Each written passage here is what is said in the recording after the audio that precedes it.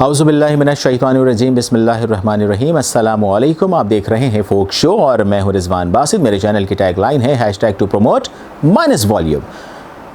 बहुत सारी बातें होती हैं, आज डिफरेंट वीडियो है और जब तक आप ये वीडियो पूरी नहीं देखेंगे आपको समझ में नहीं आएगा। अगर समझ में आए तो ज़रूर शेयर कीजिएगा, लाइक कीजिएगा और जितना चाहें स्प्रेड कीजिएगा ताकि बात जो है वो लोगों तक पहुँचे और इस्लाह हो सके। बहुत सारी वीडियोज़ इस्लाह के लिए भी बनती है, बहुत सारी वीडियोज़ बहुत से कामों के लिए बनती है, लेकिन मैं इस्लाह का पहलू भी शामिल करता हूँ। आज के वीडियो का जो मौजू है वो है कोल्हू का बैल।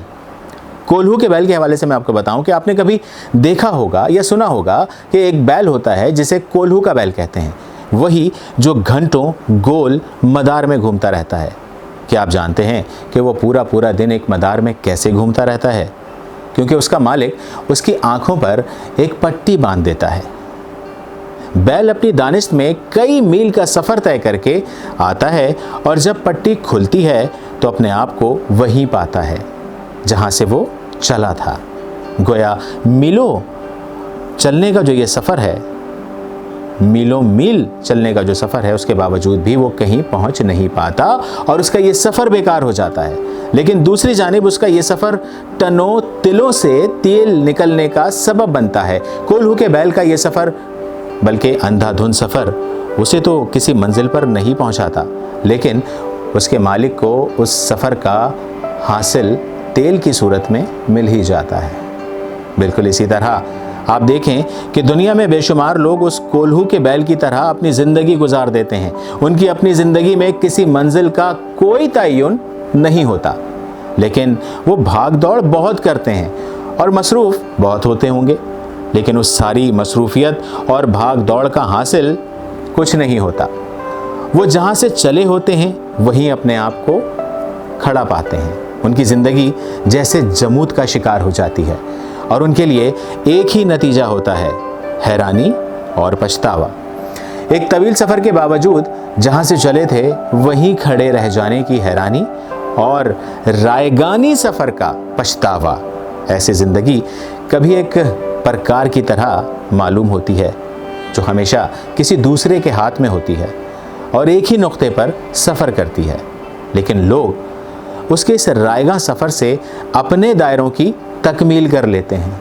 यकीनन आप समझ गए होंगे मैं क्या कहना चाह रहा हूँ, क्या बता रहा हूँ। हमें किसी के हाथ में पकड़ी हुई प्रकार थे, कभी हम थे प्रकार और ज़िंदगी भर एक नुक्ते पर सफ़र करते रहे।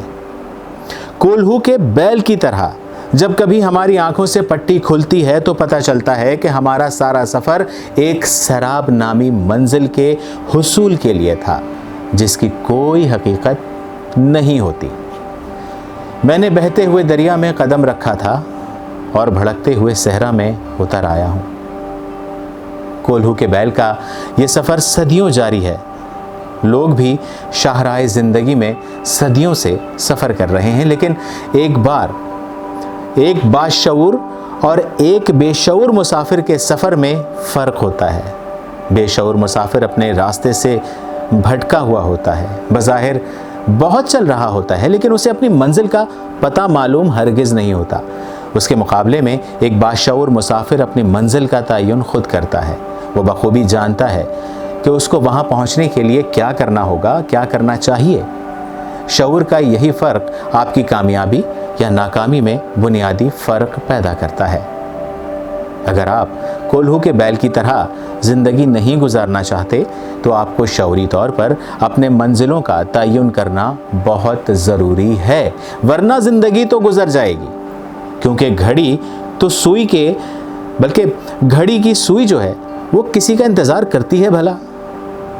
कहते हैं दिन को ताबीर हुए, रात को मिसबार हुए, ख्वाब ही ख्वाब फ़कत रूह की ताबीर हुए। उम्र भर लिखते रहे फिर भी वर्क सादा रहा, जाने क्या लफ्ज़ थे जो हमसे तहरीर ना हुए। मुसन्निफ़ की ज़ेरे तहरीर किताब है कामयाबी के रास्ते पर से इक़्तिबास था। वीडियो कैसी लगी? यकीनन बहुत समझ आई होगी, नहीं आई होगी, अच्छी लगी या बुरी लगी, दोनों राय से ज़रूर आगाह कीजिएगा हमारे कमेंट सेक्शन में। फोक शो के इतना ही कहना था, इजाज़त चाहूँगा इस अपनेपन के साथ कि अपना बहुत ख्याल रखिएगा, अपने गिरदोनवाह के लोगों का बहुत ख्याल रखिएगा, मुझे और मेरी टीम को अपनी दुआओं में बहुत ज़्यादा याद रखिएगा। इजाज़त दीजिए, अल्लाह हाफ़िज़। पाकिस्तान जिंदाबाद, पाकिस्तान पाइंदाबाद।